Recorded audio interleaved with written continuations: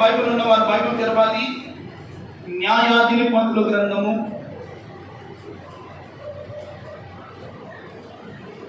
5వ అధ్యాయము. న్యాయాధిపతుల గ్రంథము 5వ అధ్యాయము 24వ వచనాన్ని చదువుకున్నాం. కయ్యోనీయుడైన యేబేరు భార్య యావేలు స్త్రీలలో దీవెన నొందెను. గుడారములో నుండి స్త్రీలలో ఆమె దీవెన నొందెను. గుడారములో ఉన్న స్త్రీలలో ఆమె దీవెన నొందెను. తల వంచని ప్రార్థన. మహాపరిశుద్ధమైన దేవా, మహోన్నతుడా, నీ ఘనమైన నామమునకు వందనాలు, స్తోత్రాలు. ఈ దినమున నీ సన్నిధిలో ఉన్నటువంటి బిడ్డలందరినీ మీరు జ్ఞాపకం చేసుకొని వారి వారి కుటుంబాలను మీరు నడిపించినందుకు మీ స్తోత్రాలు. ప్రభువా, నీవు మాట్లాడితే వినాలని నీ బిడ్డలు వచ్చుండగా చదివిన ఈ లేఖన భాగముల నుండి కొద్ది నిమిషాలు నీ బిడ్డలతో మీరు మాట్లాడండి. తండ్రి తన బిడ్డలతో మాట్లాడినట్లుగా ఈ పూటనైన ఆత్మదేవుడా, నిలబెడుతున్న మనుష్యుడు వచ్చివాడు బలహీనుడు, జ్ఞానము లేనివాడు. ప్రభువా, మీ ఆత్మ నడిపింపు, ఆత్మ జ్ఞానము నుంచి శ్రేష్టమైన నీ వాక్కును బిడ్డలతో మాట్లాడి మీ నామానికి మహిమ తెచ్చుకోమని యేసు పరిశుద్ధ నామములో ప్రార్థిస్తున్నాము తండ్రి. ఆమేన్. హల్లెలూయా. మాకు జాగ్రత్తగా దేవుని మాటలు కొద్ది నిమిషాలు విన్నామండి. దయచేసి ఎవరు మాట్లాడకూడదు. పిల్లలు ఇటు అటు తిరగకుండా దైవ సన్నిధిలో జాగ్రత్తగా దేవుని వాక్యం మీద మనసు ఉంచుదాం. దేవుని స్తోత్రం చెప్పండి. హల్లెలూయా. ఇక్కడ మనకు ఒక చక్కని కుటుంబము కనబడుతూ ఉంది. ఏం కనబడుతుంది? ఒక మంచి కుటుంబము కనబడుతూ ఉంది. అతని పేరు యేబేరు, అతని భార్య పేరు యావేలు. యేబేరు, యావేలు ఈ ఇద్దరు ఎవరై అంటే భార్యాభర్తలు. ఎటువంటి వారిలో? భార్యాభర్తలు. అయితే స్త్రీలలో ఈమె గుడారము దీవెన నొందిందంట. ఏమి నొందిందంట? దీవెన నొందిన గుడారము. ఈ రోజున మన వాక్యం యొక్క అంశం ఏమిటంటే దీవెన నొందిన గుడారము. ఏమిటంట? దీవెన నొందిన గుడారము. ఈ యావేలు దేవుని యందు భయభక్తులు కలిగిన వారు. ఎవరి యందు? దేవుని యందు భయభక్తులు కలిగిన వారు, దేవుని వాక్యానుసారంగా నడిచేవారు. వారి జీవితంలో ప్రథమ స్థానము దేవునికి మాత్రమే ఇచ్చేవారు. అందుకని ఆ గుడారము దీవెన నొందినట్లుగా లేఖనాల్లో రాయబడింది. ఈ రోజున దేవుని సన్నిధికి వచ్చిన దేవుని బిడ్డలారా, మీ గుడారములు దీవెన నొందాలి అంటే, మీ బిడ్డలు ఆశీర్వదింపబడాలి అంటే, మీ కుటుంబము దీవెనకరమైన మార్గంలో నడిపించబడాలి అంటే, ఈ యేబేరు, యావేలు దేవుని యందు భయభక్తులు కలిగి ఉన్నట్లుగా మీరు కూడా దేవుని ఎడల సంపూర్ణమైన భయభక్తులు కలిగి ఉండురుగాక. భయభక్తులు కలిగి ఉంటే ఆమె గుడారము ఏమి నొందింది? దీవెన నొందెను. ఆమె గుడారము దీవెన నొందడానికి గల కారణము చాలా జాగ్రత్తగా వినండి. వాక్యం మీద మనసు ఉంచండి. ప్రియమైన వారులారా, ఆమె గుడారము దీవెన నొందడానికి గల కారణం ఏమిటో మనం నేర్చుకోబోతున్నాం. ఒక వ్యక్తి దీవించబడతాడంటే వెనక ఏముంటుంది? ఏదో ఒక కారణం ఉంది, ఏదో ఒక కష్టం ఉంది, ఏదో ఒక ప్రతిఫలం ఉంది. ప్రతిఫలము లేకుండా ఒక వ్యక్తి దీవించబడటం అసాధ్యము. ఏదో ఒక కష్టాన్ని బట్టి వారి జీవితాల్లో వాడి గుడారం ఏమైందంట? దీవెన నొందెను. ఈ రోజున మీలో ప్రతి వారిని శాపము కావాలా, దీవెన కావాలని ఏం కోరుకుంటారు? దీవెనే కోరుకుంటారు, కానీ శాపానికి కోరుకోరు. మేలు కావాలా, కీడు కావాలనుకుంటే ఏ కోరుకుంటారు? మేలే కావాలి, కానీ కీడు మాత్రము నాకు నష్టము కావాలా, ఆశీర్వాదము కావాలంటే ఆశీర్వాదము కావాలంటావు, కానీ నష్టము నీవు వద్దంటావు. కాబట్టి ఈ రోజున దైవ సన్నిధిలోకి వచ్చిన నీవందరము కూడా ఒక దీవెనను అందుకోవాలని వచ్చాం, ఒక ఆశీర్వదింపబడాలని వచ్చాం. శాపాన్ని, దరిద్రతను, కీడును, శోధన, బాధను అనుభవించడం ఎవరికి ఇష్టం లేదు. ఎవరికైనా ఇష్టం ఉండదండి? ఎవరికి ఇష్టం ఉండదు. ప్రతి వారు అనుకుంటాడు, నేను, నా కుటుంబము, నా బిడ్డలు దీవింపబడాలి. హల్లెలూయా. ఎవరైనా అనుకునే మాట ఏమిటి? నేను, నా కుటుంబము దీవింపబడాలి. అయితే దీవింపబడాలి అంటే ఈమె చేసిన పని ఏమిటంటే, ప్రియమైన వాళ్ళరా, ఒక చిన్న కథ మీకు చెప్తాను. ఈ అధ్యాయంలోనే యాబీను అని ఒక రాజు ఉన్నాడు. ఎవరంట? యాబీను, కానాను రాజు. ఎవరంట? కానాను రాజు అయిన యాబీను. ఈ యాబీను చేతికి ఇశ్రాయేలీయులు అప్పగింపబడ్డారు. ఈ రాజు చేతికి ఎవరు అప్పగింపబడ్డారు? ఇశ్రాయేలీయులు అప్పగింపబడ్డారు. 20 సంవత్సరాలు బందీ గృహంలో ఉన్నారు. ఎవరు? ఇశ్రాయేలీయులు. ఇలాగ బందీ గృహంలో ఉన్నప్పుడు ఈ రాజుకు, ఈ యాబీను అనే రాజుకు ఒక సైన్యాధిపతి ఉన్నాడంట. ఎవరంట? ఒక సైన్యాధిపతి ఉన్నాడు. అతని పేరు సిసేరా. ఎవరంట? సిసేరా. ఈ సిసేరా దగ్గర 900 రథములు ఉన్నాయి, 900 గుర్రములు ఉన్నాయి. ఏమని అంట? 900 రథములు, 900 గుర్రములు ఉన్నాయి.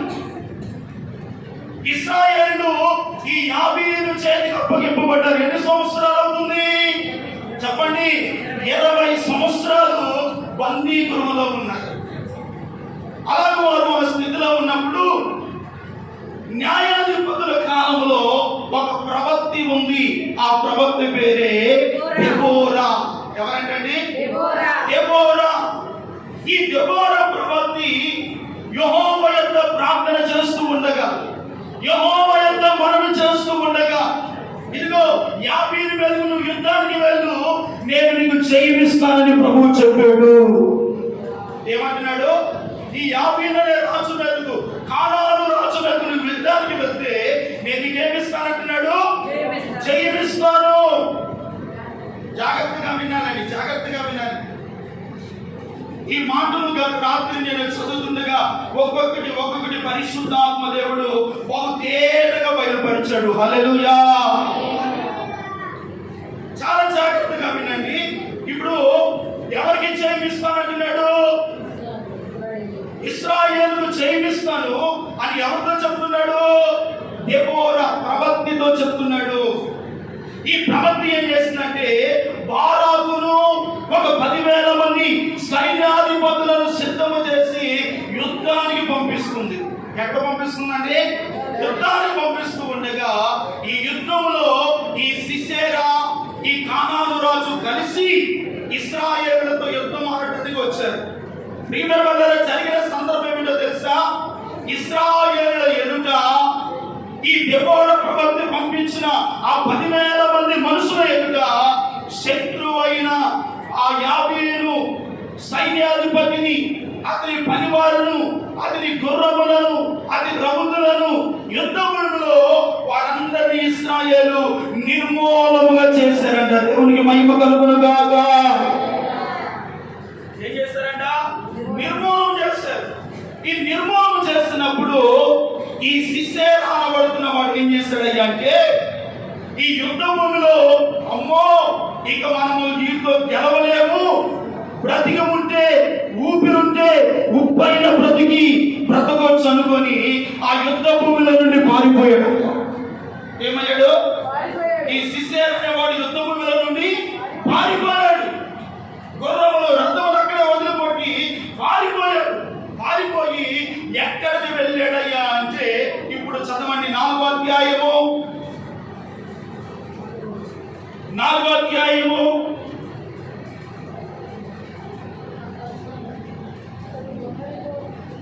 4వ అధ్యాయము 1వ వచనం నుండి చదువు. క్షమించండి. 18వ వచనాన్ని చదువుకున్నాం. అప్పుడు యాబేలు ఇశ్రాయేలును ఎదుర్కొనబోయి సిసెరాను ఎదుర్కొనబోయి అతన్ని చూచి, నా ఏలినవాడా, నా తట్టు తిరుగుము భయపడకమని చెప్పినందున అతడు ఆమె గుడారములో చొచ్చెను. హల్లెలూయా.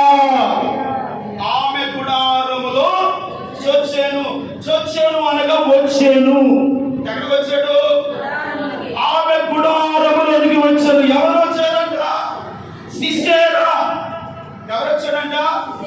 ఆ సిసెరా అనబడుతున్న ఆ సైన్యాధిపతి ఆ యుద్ధ భూమిలో తప్పించుకొని ఎక్కడికి వచ్చాడే అంటే యాబేలు గుడారములోనికి వచ్చాడు.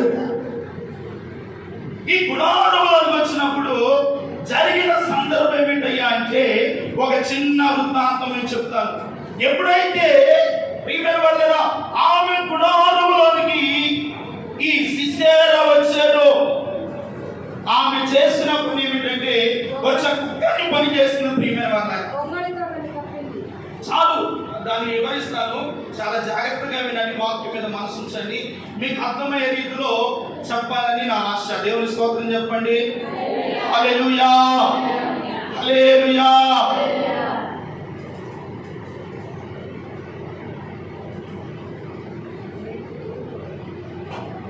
దేవుని స్తోత్రం. సతీష్ ఒక నిమిషం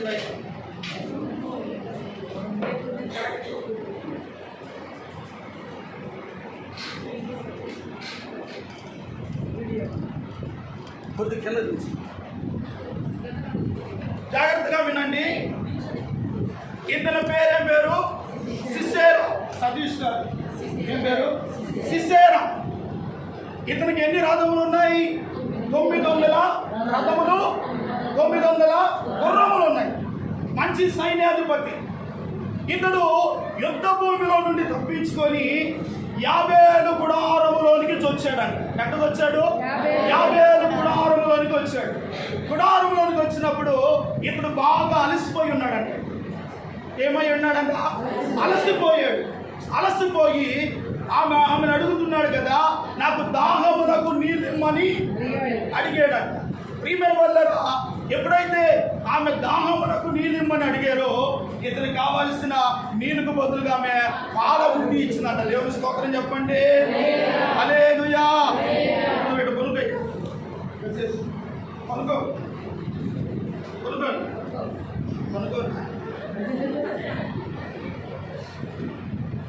పాల బుద్ధి ఇస్తే ఇది పొంగల్ ఏమిటందా?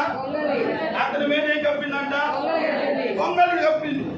పొంగలిది కప్పి చేసిన పని ఏమిటంటే అతడు దాహం అడిగితే ఏమిచ్చింది? పాలబుడ్డి ఇచ్చింది. ప్రియమైన వాళ్ళరా, పాలబుడ్డి ఇచ్చింది. మనోడు ఏం చేశాడంటే ఈ పాలబుడ్డి అనుకున్నాం, చేసింది తాగయ్యా, నీళ్ళు తాగి వచ్చున్నాడు అనుకో. ఏం చేశాడంటే అనుకున్నాడు. ఆమె గుడారము దీవెన నొందుదానికి గల కారణం ఏమిటో చెప్తున్నా. ఆ సిసెరా తప్పించుకొని యాబేలు గుడారములోనికి వచ్చాడు. ఆమె రాగానే అతని ఎదుర్కొనబోయి అతని తన ఇంటిలోనికి తీసుకుని వచ్చింది. వెంటనే అతని గొంగలితో ఏం చేసిందంట? కప్పివేసింది. గొంగలితో కప్పింది. ఇతడు ప్రాణము అలిసి సొక్కిన వాడై గాఢ నిద్రలో ఉన్నాడు. ఏ నిద్రలో ఉన్నాడు? గాఢ నిద్రలో ఉన్నాడు. గాఢ నిద్రలో ఉన్నప్పుడు ఆమె ఏం చేస్తుందంటే కుడి చేతితో సుత్తిని పట్టుకుందంట. ఏమిటంట? కుడి చేతితో సుత్తిని పట్టుకుంది. ఎడమ చేతిలో గుడారపు మేకులు పట్టుకుందంట. ఏమిటంట? గుడారపు మేకులు పట్టుకొని ఏం చేస్తున్నాయి అంటే మెల్లగా అతని యొద్దకు వచ్చిందంట. మెల్లగా అతని యొద్దకు వచ్చి అతని నొసను పెట్టినాడు. ఎక్కడ పెట్టింది? సైడ్కి పెట్టలేదు. నొసను పెట్టి ఆంధ్రం కొట్టగానే ఈ కణతలో దించింది. ఈ కణతలో వచ్చింది. ప్రియమైన వాళ్ళరా, జరిగినది ఆ స్టోరీ చదువుకోమ్మా.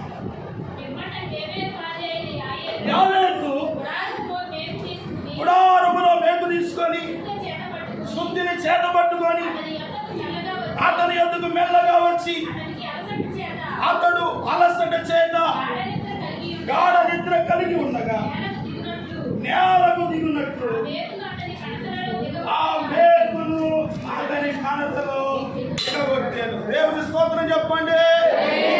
ఆ తర్వాత మాట, అతడు చచ్చెను, బారాకు సీసెరాను తరుముచుండగా యాయేలు అతని ఎదుర్కొని,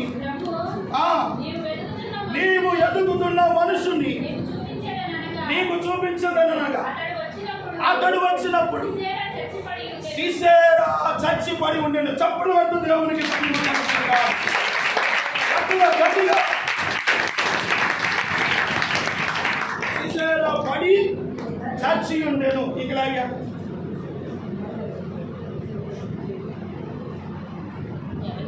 దేవుని స్తోత్రం చెప్పండి. ఇప్పుడు ఎవరిని చంపింది ఆమె? సీసెరాను చంపింది.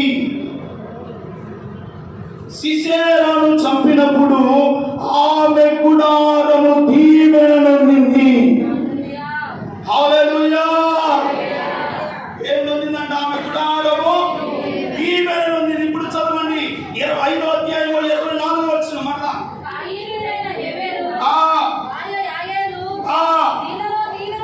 స్త్రీలలో దీవెన నొందెను. గుడారములో ఉన్న స్త్రీలలో ఆమె దీవెన నొందెను. అతడు దానం అడిగెను, ఆమె పాలు తెచ్చి ఇచ్చాను. పాత్రలో మేకడ తెచ్చి ఇచ్చాను. ఆమె మేకను చేత పట్టుకొనెను. పనివాని చుట్టెను చేత పట్టుకొని సీసెరాను కొట్టెను. ఆమె అతని తలను పగులగొట్టగా అది పగిలెను. ఆమె కాళ్ళ యొద్ద కృంగిపడి ఉండెను. దేవుడికి మహిమ కలుగును గాక.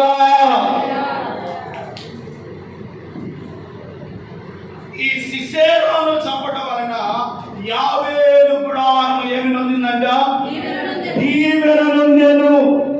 సీసెరాను చంపమన్నట్లుగా మందిరం అయిపోయిన తర్వాత నీ మీద ఎవరైనా శత్రువులు ఉన్నారనుకోండి, సుత్యను ఆ గుడారపు మేకులో తీసుకుని వెళ్ళి ఆ పని చేద్దాం. మీ అందరికి వందనాలు. ఏంటంటే స్టోరీ చెప్తున్నా. అలాగ మనం చేయకుండా ఏం చేయాలంటే, సీసెరాను ఏం చేసిందంటే ఆమెను చంపాను, అతని తలను పగులగొట్టాను. దేవునికి మహిమ కలుగును గాక. ఎప్పుడైతే సీసెరా చంపబడ్డాడో ఆమె గుడారము దీవెన నొందెను. సీసెరా అంటే సీసెరా స్వభావాలు మనలో చనిపోవును గాక. సీసెరా స్వభావాలు, సాతాను స్వభావాలు, లోక సంబంధమైన స్వభావము మనలో నుండి చచ్చిపోవును గాక. అవి పాతి పెట్టబడును గాక. ఆ స్వభావాలు మనలో ఉండకూడదు. అతని స్వభావాలు ఎటువంటియో 1-2 మాటలు చెప్పింది. నేను ముగిస్తాను. చూడండి 4వ అధ్యాయము 1వ వచనాన్ని చదువుకున్నా. మరణమైన తరువాత ఇంకను యెహోవా దృష్టికి ద్రోషులైన గనుక యెహోవా యావీరు చేతికి వారిని అప్పగించాను. సేనాధిపతి అన్యుల ఆరోషేతులో నివసించినటువంటి సీసెరా. ఒకటి, ఇతడు ఎక్కడ నివసిస్తున్నాడయ్యా అంటే అన్యులతో నివసిస్తున్నాడు. ఎవరితో నివసిస్తున్నాడు? అన్యులతో నివసిస్తున్నాడు. ఇప్పుడు మనము అన్యులతో సహవాసం చేయాలా చేయకూడదా? మనం ఎవరము? ప్రత్యేకింపబడిన బిడ్డలము. హల్లెలూయా. యేసయ్య రక్తము చేత కొనబడిన బిడ్డలము. దేవుని చేత నిర్ణయించబడినటువంటి బిడ్డలము. అన్యులతో మనం ఏం చేయకూడదు? సహవాసము చేయకూడదు. మన సహవాసం అయితే ఎవరితో ఉండాలంట? తండ్రితోనూ ఆయన కుమారుడైన యేసుక్రీస్తు వారితో మన సహవాసం ఉండును గాక. ఆయనతో మన సహవాసం చేయాలి, కానీ లోకస్తులతో మనం సహవాసం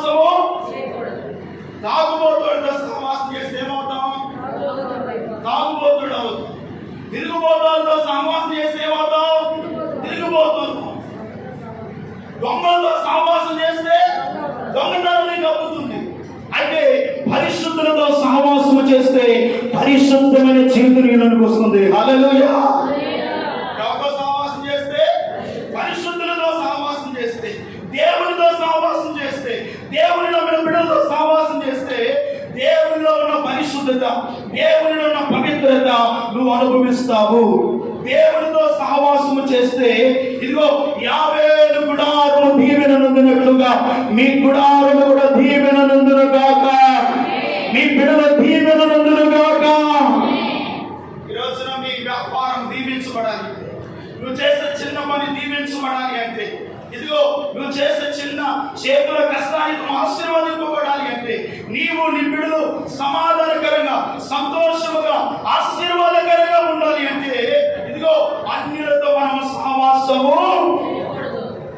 చేయకూడదు. అన్యుల ఆచారాలలో మనం ఉండకూడదు. అన్య ఆచారాలు, ఇహలోక సంబంధమైనటువంటి పద్ధతులను మనం అనుసరించకుండా సజీవమైన దేవుని మనం అనుసరించాలి. హల్లెలూయా. ఎవరిని అనుసరించాలి? జీవము గల దేవుని మనం ఏం చేయాలంట? అనుసరించాలి. ఆయనతో సహవాసం చేస్తే నీ కుటుంబము దీవించబడుతుందండి. ఈ రోజున కొంతమందితో సహవాసం చేసి ఆత్మీయంగా మనం ఏం పొందుకున్నాం? నష్టపోయాం. ఆత్మీయముగా ఎన్నో సమస్యలు, ఎన్నో బాధలు, ఎన్నో కష్టాలు కొని తెచ్చుకున్నాం. ఎవరితో సహవాసం చేయడం బట్టి? లోకముతో. యవనస్తున్నారా, వింటున్నారా? ఈ లోకముతో సహవాసం మీరు చేయకూడదు. అందుకని కొరింథీయులకు రాసిన మొదటి పత్రిక 15వ అధ్యాయము 33వ వచనాన్ని చదువుకుంటే 15:33 దుష్ట సాంగత్యము మంచి నడవడిని చెడును, మోసపోకుడి. దుష్ట సాంగత్యము మంచి నడవడికిని. బిడ్డలారా, ఎవరు బిడ్డలారా? దుష్ట సాంగత్యము మంచి నడవడిని చెరపుకునా. ఏమిటి? ఏమిటి? చెరపుకునా. అది ఎవరిని ఎవడు చెరిపివేయడు. నీవు దుష్ట సాంగత్యము కలిగి ఉంటే ఆ దుష్ట సాంగత్యమే నిన్ను చెరిపివేస్తావు. నీవు దుష్ట సాంగత్యముతో సహవాసం చేయకూడదు. గమనిస్తున్నారా? దేవునితో సహవాసం చేయండి, ప్రార్థనలో దేవునితో గడపండి, వాక్యము చదవండి, దేవుని ఆరాధించండి. అందుకనే యవనస్తులు దేని చేత తమ నడతను దేని బట్టండి? యెహోవా వాక్యమును బట్టి. హల్లెలూయా. వాక్యము మనలో ఉంటే దుష్ట సాంగత్యము వైపు మనము వెళ్ళము. దుష్టునితో సహవాసము మనము చేయము. ఎవరితో సహవాసం చేస్తామయ్యా అంటే దేవుని నమ్మిన బిడ్డలతో సహవాసం చేస్తాము. హల్లెలూయా. ఉదయాన్నే లేచిన తర్వాత నీ సహవాసము లోకస్తులతో ఉండకూడదు. దేవునితో నీ సహవాసం ఉండాలి.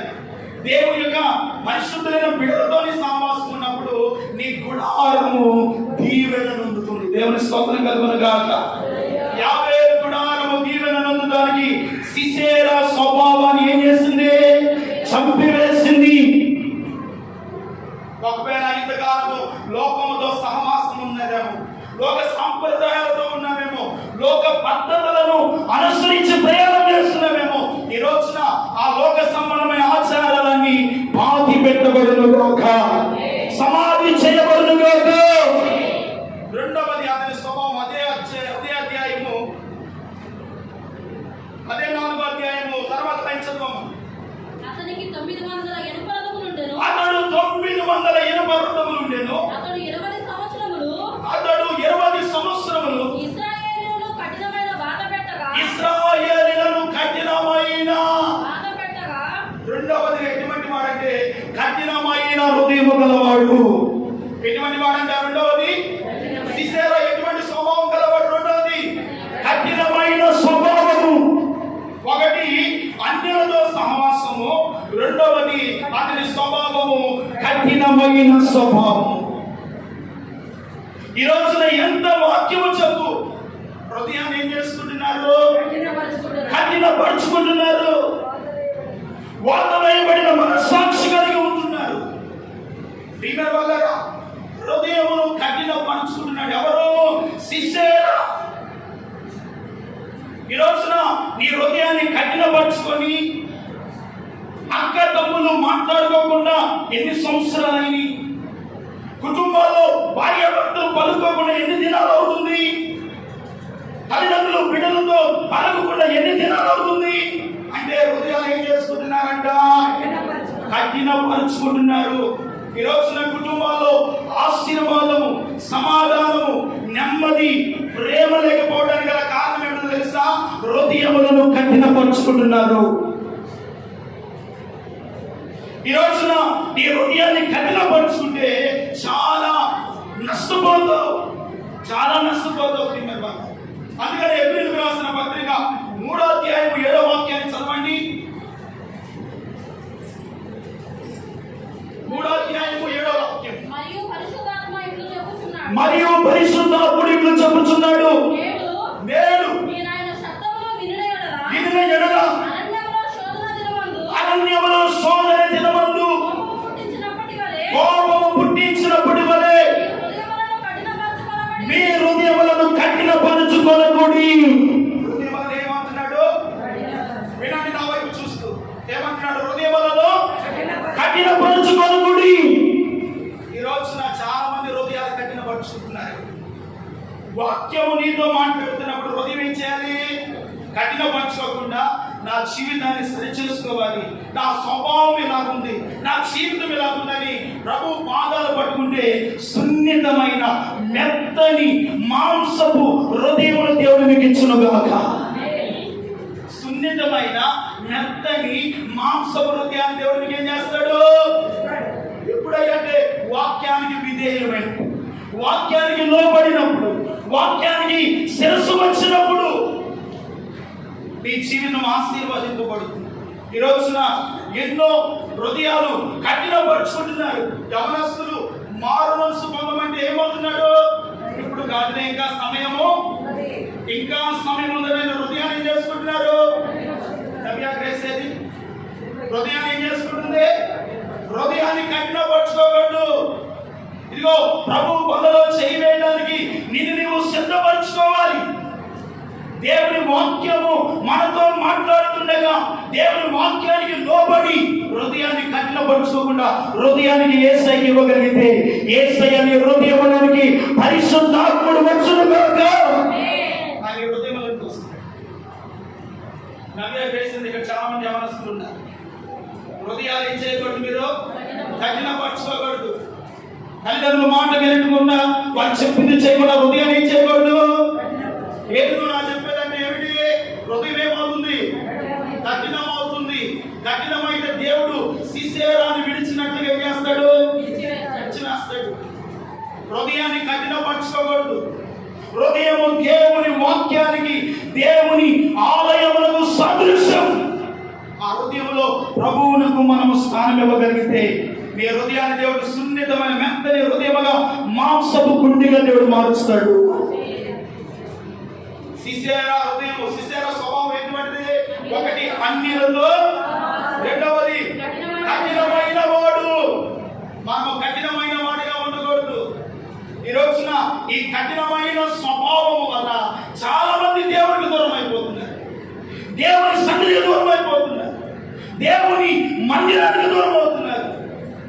ఇంకా భయంకరమైన విషయం ఏమిటంటే ఇదిగో పరిశుద్ధాత్మ దేవునికి కూడా దూరం అయిపోతున్నారు. హృదయం కఠినపరుచుకుంటే దేవుని ఆత్మ మనలో ఉంటుందా? దురాత్మ ఉంటుందా? చెప్పండి, మీరు చెప్పండి. ఏమవుతుంది? సౌలు హృదయాన్ని కఠినపరుచుకున్నాడు కనుక ఏమొచ్చింది? హృదయం కఠినపరచుకోకూడదు.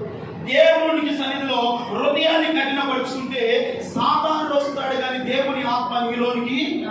హృదయము ఎప్పుడైతే దేవునికి మీరు సున్నితమైన హృదయముగా వాక్యానికి లోబడి విధేయత కలిగి ఆయన వాక్యానుసారంగా జీవిస్తూ ఉంటే మీ హృదయమును సున్నితమైన హృదయముగా, మెత్తని మాంసపు హృదయముగా, నూతనమైన హృదయముగా దేవుడి మీ హృదయములను, మన బిడ్డల హృదయములను మార్చునుగాక.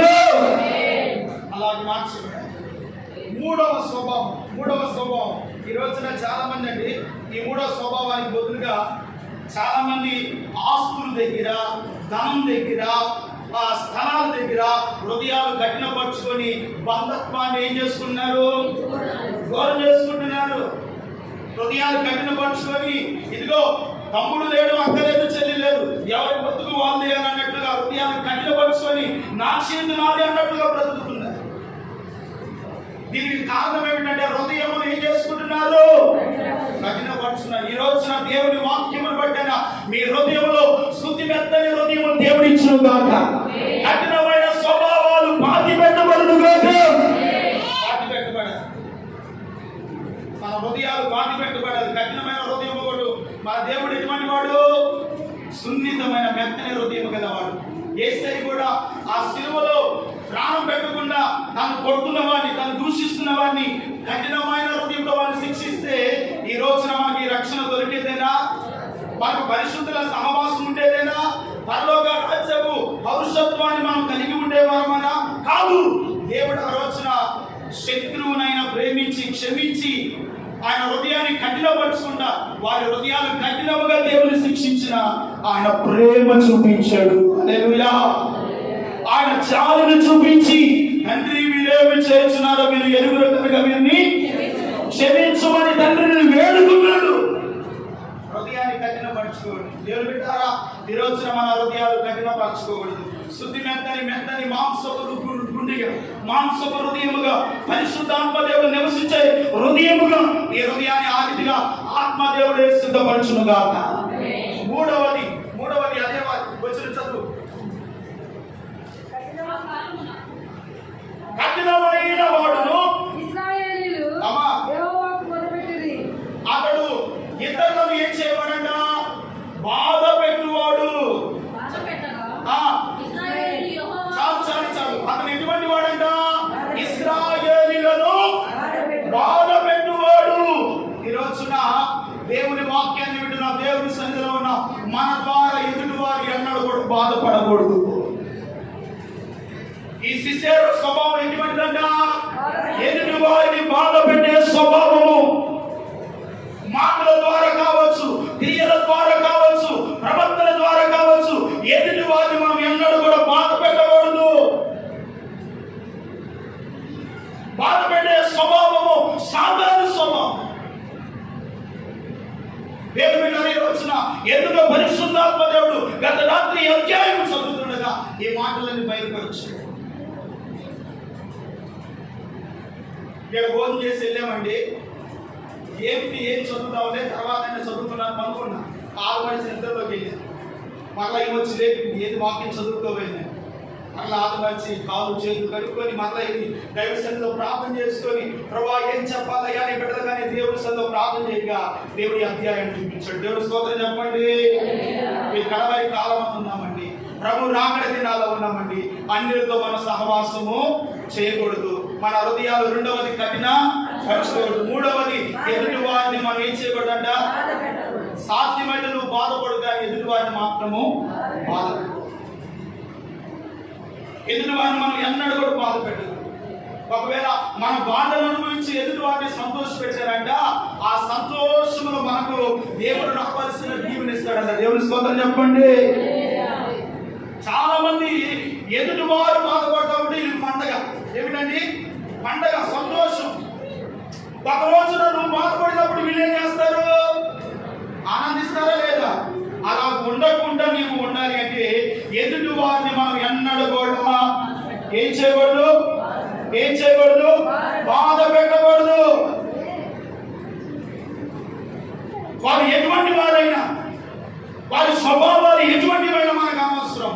దేవుని ప్రేమను బట్టి వారిని అన్ని విషయాలు మనం ప్రేమించాలి, క్షమించాలి. కానీ ఎదుటి వారిని మన ద్వారా ఏం చేయకూడదంట? బాధ పెట్టకూడదు. కాసేపు దానికి ఎందుకు కూర్చొని దేవుని స్తోత్రం చెప్పండి. హల్లెలూయా. ఇతని స్వభావం ఏమిటయ్యా అంటే మూడవది ఎదుటి వారిని బాధ పెట్టువారు. ఇతను బాధ పెడుతుండగంట ఇశ్రాయేలీయులు యెహోవాకు ఏం చేశారంట? మొర్ర పెట్టారు. ఎప్పుడైతే ఆకాశమందరి దేవుడు మొర్రను విన్నాడు, ఇశ్రాయేలీయులను ఆ యాబీను చేతిలో నుండి, సిసేరా చేతిలో నుండి దేవుని ప్రవర్తన దేవుడు ప్రేమి ఇశ్రాయేలీయులను విడిపించాడంట. దేవునికి స్తోత్రం చెప్పండి. ఈ రోజున సిసేరా లాంటి శత్రువు ఒకవేళ నీ ఇంట్లో ఉంటే ఏం చేయాలి? పగలగొట్టాలి. దేవుని స్తోత్రం కలుగును గాక. ఇర్మియా గ్రంథం అంటాడు, నా మాట అగ్ని వంటిది, బండను పగలగొట్టు శుద్ధి. ఏమిటి? నాకు శుద్ధి పట్టుకున్నా కదా, శుద్ధి దేవుని వాక్యమునకు సాదృశ్యం. వాక్యము చేత నీ ఇంట్లో, నీ బ్రతుకులో, నీ ఇంటి వారిలో ఏ సాధారణ ఉన్నాడో వాక్యము చేత వాడి తలను మీరు పగలగొట్టుదురుగా. వాక్యాన్ని చేత పట్టుకో. నా మాట అగ్ని వంటిది కదా, నా మాట బండన పగలగొట్టు శుద్ధి వంటిది. దేవుని వాక్యము ఒక చేతిలో ఏముందంటే కుడి చేతిలో శుద్ధి, ఎడమ చేతిలో గుడారపు మేకు కొట్టుకొని సిసేరా ఈ యొక్క కణకుల ఎద్ద అతను పెట్టి కొట్టగా ప్రిమేవారు కిందకి దిగిపోయి అక్కడే పడి చచ్చాను. సాతాను కూడా మన కాళ్ళ కింద ఏం చేయాలి? చితకతో కాలి వాడి క్రియలు, వాడి స్వభావాలు, వాడి యొక్క ప్రియతలు మన హృదయంలో ఉండకుండా వాటిని చంపివేయదుగాక. చంపివేయాలి. అప్పుడే 50 గుడారము దీవెన నొందినట్లుగా మీ గుడారము దీవెన నొందుగాక. పట్టని చప్పట్లు గట్టిగా. హల్లెలూయా. అప్పుడంటే 50 గుడారం ఏమనుందంట? అప్పుడు నీ కుటుంబం దీవించు. అప్పుడు నీ బిడ్డలు ఆశీర్వదింపబడతాడు. నువ్వు చేసే చిన్న పడైన దీవెన వస్తుంది. నువ్వు చేసే చిన్న ఉద్యోగమైన దేవుడు నీ గుడారమును వర్ధిల్ల చేయును గాక. ఏం చేస్తాడు? నీ గుడారములో నువ్వు చేసే పనిని, నువ్వు చేసే నీ బిడ్డలను, వారి చదువులో కానీ, వారి ఉద్యోగాల్లో కానీ, నీ బిడ్డలను, నీ కుటుంబాన్ని దేవుడు ఆయన దీవెన నొందిన 50 గుడారముగా మారుస్తాడు. మీ గుడారాలు అలా ఉండాలి, మీ కుటుంబం అలా ఉండాలి. ఏ కుటుంబంలో కలతలు ఉండకూడదు, కన్నీళ్ళు ఉండకూడదు, రోదన ఉండకూడదు, ఆర్థిక సమస్యలు ఉండకూడదు, బలహీనతలు ఉండకూడదు. దీవెన నొందిన గుడారాలు ఉండాలి. చెప్పరే హల్లెలూయా. దీవెన నొందిన గుడారం, ఆశీర్వదింపబడిన గుడారముగా ఉండాలి. అబ్రహాము గుడారము వేసి దీవింపబడ్డాడంట. హల్లెలూయా. ఏమయ్యాడు? గుడారము వేసి తండ్రి ఇంటి నుండి బయలుదేరాడు. ఎక్కడికి వెళ్ళాలో తెలియదు, వెళ్ళాడు. దేవుడు చెప్పాడు, ఇక్కడ గుడారం వేయమన్నాడు. గుడారం వేశాడు. యెహోవా నామమున బలిపీఠము కట్టాడు, ప్రార్థన చేశాడు. అక్కడ అబ్రహామును యెహోవా ఆశీర్వదించాడు. హల్లెలూయా. దేవుని నమ్మిన బిడ్డలు దీవెనకరంగా ఉండాలి కానీ శాపముతోనూ, దరిద్రతోనూ, రోగములతోనూ, సమస్యలతో ఉండకూడదు. 50 గుడారము వలె మీ గుడారములు దైవ సన్నిధిలో ఉన్న ప్రతి ఆశీర్వాదములకు పాత్రులుగా మీరు నిలుచుదురుగాక. కాబట్టి సిసేరా స్వభావాలు మనలో ఏమవ్వాలి? చెప్పండి. చంపబడాలి. అతడు అన్యులతో కఠినమైన ఎదుటివారిని, ఇవి మనకు తగినవి కాదు. దేవుని బిడ్డలకు ఇవి తగినవి కాదు. ఇవి మనలో ఉన్నప్పుడు దేవుడు మన గుడారాన్ని దీవించు, మన గుడారాన్ని ప్రభు ఆశీర్వదించు. ఈ రోజున మీ గుడారాలు దీవించబడాలని, మీ బిడ్డలు ఆశీర్వదింపబడాలని, నువ్వు చేసే ప్రతి పని సఫలీకృతముగా దీవెనకరంగా ఉండాలని. నా కుమారుడా, ఇదిగో నా బిడ్డల గుడారాలు నేను దీవించబోతున్నాను. వారి గుడారాలు దీవించబడాలంటే వారు లోకముతో సహవాసం చేయకూడదు, నాతోనే సహవాసం చేయాలి. హల్లెలూయా. రెండవది, వారి హృదయాలు కఠినపరచుకోకూడదు. నా వాక్యానికి వారి హృదయాలు అంగీకరిస్తే వారి గుడారాలను నేను ఆశీర్వదిస్తాను. మూడవదిగా, ఎదుటి వారిని మనం ఎన్నడూ కూడా బాధ పెట్టకూడదు. అవసరమైతే బాధను అనుభవిస్తూ కూడా ఎదుటి వారి ఎడల మేలే చేయదుముగాక. మేలు చేయి. వారి దీవెన, ఒకవేళ నష్టం కలిగిన, బాధ కలిగిన తర్వాత యెహోవా అయిన దేవుడైన మన ప్రభువు అయిన యేసుక్రీస్తు నీ గుడారములోనికి రావాల్సిన సమృద్ధి, మేలును, ఆశీర్వాదము నీ శత్రువు ఎదుటే మీ తలను పైకెత్తును గాక. ఆశీర్వదిస్తాడు, అభివృద్ధి పరుస్తాడు. అట్టి కృప పరిశుద్ధాత్మ దేవుడు దయచేయును గాక. తల వంచండి ప్రార్థన.